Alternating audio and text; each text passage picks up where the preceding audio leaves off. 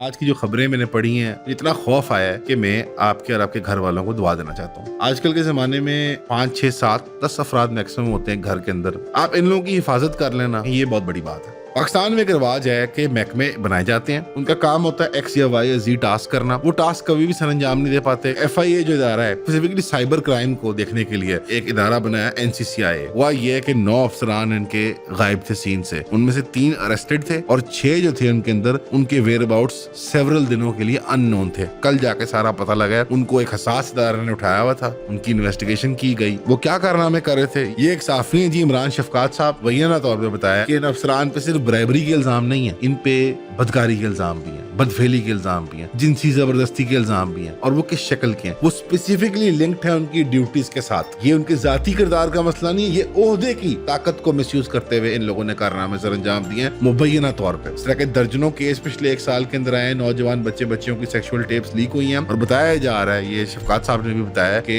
NCCI के अफसरान जो है इन बच्चों को एक्सप्लॉइट कर रहे थे और बच्चों को हरास कर रहे थे। अल्लाह माफ करे, ये एक हद है, इससे बढ़ के काम हो रहा है। शफकात साहब ने बताया कि लोगों के घरों में इन्वेस्टिगेशन के बहाने से जाके उनको हरास करके उनके घर वालों को, यानी घर की खवातीन को जिनसी जबरदस्ती, बेहूदगी, हरासमेंट का निशाना बनाया जा रहा है। ये है वो एनवायरनमेंट जो हमने 9 मई के बाद क्रिएट किया है, क्योंकि फ्री हैंड है। हमने 9 मई के बाद क्रैकडाउन करना है। PTI से बड़ी दहशतगर्द तंजीम ही नहीं पाकिस्तान में पैदा हुई। उसके क्रैकडाउन के चक्कर में इतने गलूब में इतनी शिद्दत में बहे हैं हमारे इंटेलेक्चुअल्स, हमारे साफी, हमारे एकेडमिक्स। ऐसे बात करते थे जैसे कोई काफिरों का ग्रोह है PTI, या वो मुल्क के ऊपर कोई हिंदुस्तान का हमला मुसल्लत हो गया हमारे ऊपर। हर चीज जस्टिफाई करते गए हैं। जब किसी साफी से पिछले 2.5 सालों में पूछा कि यार PTI का बंदा अरेस्ट हुआ, उसके घर वालों को तोड़ फोड़ किया, उनके दौर में क्या हो रहा था, यार ये क्या जवाब है किसी सिविल सोसाइटी का। मैं आपको कह रहा हूँ आज क्या हो रहा है और उसका रिजल्ट क्या निकलना है, निकला है। अब भुगते। दीवारें फलांगी 9 मई के बाद स्टेट ने फलांगी, अवाम चुप, इंटेलेक्चुअल तबका चुप, सहाफी चुप, मजहबी तबका चुप। स्टेट ने फोन हैकिंग की, सेक्सुअल टेप्स लीक की, प्राइवेट टेप्स लीक की PTI वालों की, अवाम चुप, मजहबी तबका चुप, सियासी तबका चुप, इंटेलेक्चुअल चुप। करते करते करते आपके एंटरटेनर्स तक पहुंच गई है बात, जिनका कोई सियासी ताल्लुक ही नहीं किसी से। इस तरह के केसेस में आवाज उठाएं, ये हम सबको नहीं उठा के लेके जा सकते। ये कोलैप्सिंग पॉइंट आ चुका है इस पर्टिकुलर निजाम का।